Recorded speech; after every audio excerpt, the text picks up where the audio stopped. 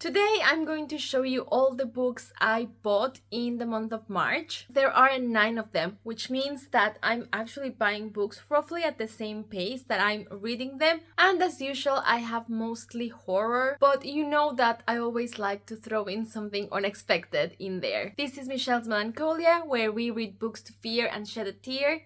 And today, let's haul some books. Let's start with the ones I got off eBay, and I usually buy from World of Books, so I think those are from that shop. And although I usually buy used books from them, this time I got a new book, which is Smithy by Amanda Desiree. And I've wanted this book for ages. It's been on my Amazon wishlist for maybe a year. And then one day I noticed that they no longer have it in stock, so I started to get nervous that it would become impossible to get it in the UK. So as soon as I saw it available on eBay, I just went ahead and purchased it. And this cover is just glorious, isn't it? With the dirty walls and the crucifix and then just randomly a monkey sitting on a chair. It just really creeps me out. And this is one of those books that has so many elements that I enjoy in horror that I would be extremely surprised if I don't end up loving it. It is about a group of scientists in the 70s that went into this mansion to conduct psychological experiments. And they were doing this in the monkey, and they were trying to teach these monkeys sign language. I'm guessing it's a chimpanzee. Anyways, the point is that sometime into the experiment, these monkeys started signing things that were really scary. And the way the story is told is in documents, so there is memos, there are some letters, some transcripts from video footage from the experiments, diary entries, you know, all those things that I really enjoy. I just love mixed media storytelling so much.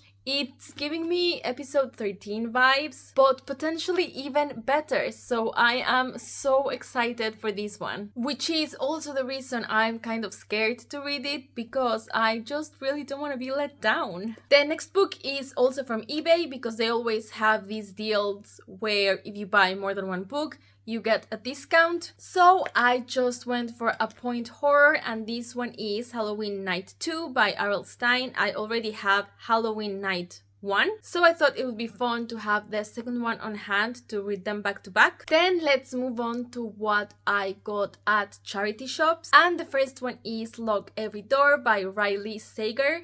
I bought this one because if I am going to enjoy any book from this author, I think it would be this one based on reviews I've seen online. From what I understand, this is about a woman that is apartment sitting, and she finds out that people that live in that apartment building have been disappearing. Then I got a non-fiction book that I've also wanted for a while, and that is Isles of Abandonment: Life in the Post-Human Landscape by Cal Flynn. This is a book about abandoned places, ghost towns and exclusion zones, no man's lands and fortress islands, and what happens when humans leave and nature is allowed to reclaim its place. Haunted and Hopeful: Islands of Abandonment asks what happens after we're gone and how far our damage to nature can be undone. And it has some nice pictures inside.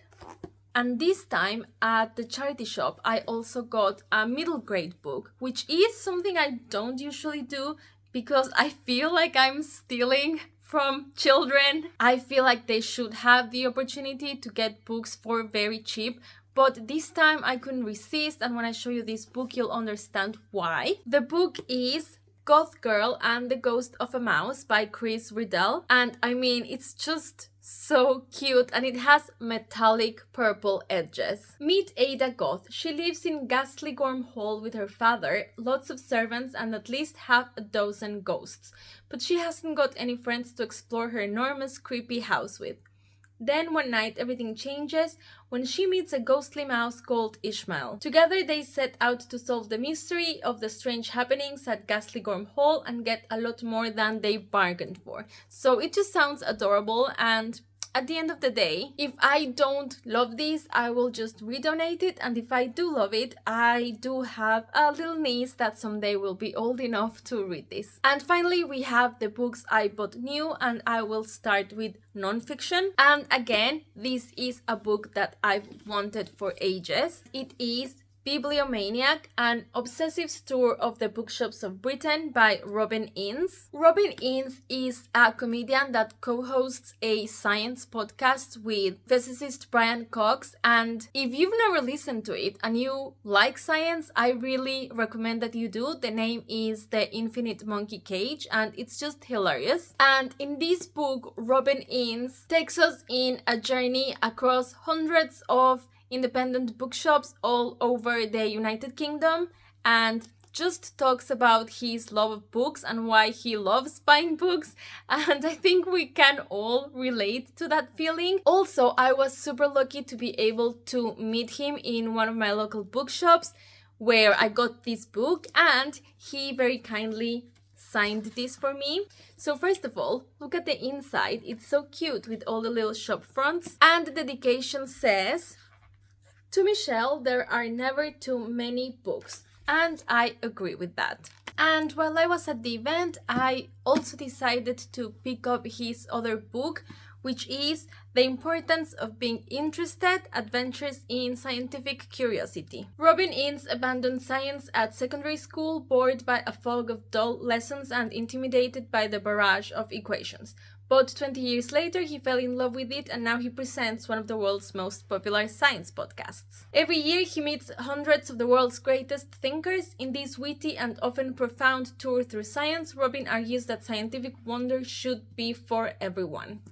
And I really wanted to get this book because, well, I'm a scientist, so in theory, I love science, but honestly, on a day-to-day basis, sometimes I don't.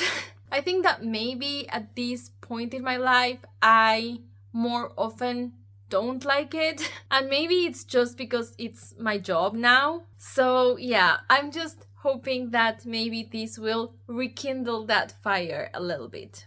Then I bought Lost Boy by Christina Henry. This is a Peter Pan retelling. It is for a reading project, so I won't talk about it. And finally, another one that I'm super excited about, and that is The Once Yellow House by Gemma Amor, one of my favorite authors that I haven't actually revisited in a very long time. The Yellow Massacre of November 19th, 2020, in which 347 members of a secretive society known as the Retinue were brutally slaughtered, has gone down in history as one of the most horrific and compelling unsolved mysteries of the decade, if not century. So far, information about this tragedy has been patchy and heavily censored by authorities. Questions abound. What was the exact cause of death of so many victims? What role did married couple Hope and Thomas Gloucester play in the massacre?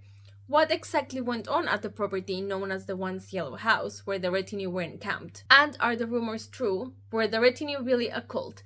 So far, these questions have gone unanswered until now. And once again, we have audio transcripts, sketches, diary entries, interviews, and all that good stuff. And it is described as a collection of somewhat surreal first-hand descriptions of a catastrophe that seems to be part truth, part rumor, part fantasy, and one might even suggest part performance art. And honestly, I just trust Gemma to deliver every single time, so this is another one that has the potential to be a favorite. That's the end of the haul. Don't forget to leave me a comment telling me if you're excited for any of these books or if you are particularly curious about any of them, and I'll be sure to prioritize them and review them for you. And I'll see you in my next video, hopefully very soon. Goodbye!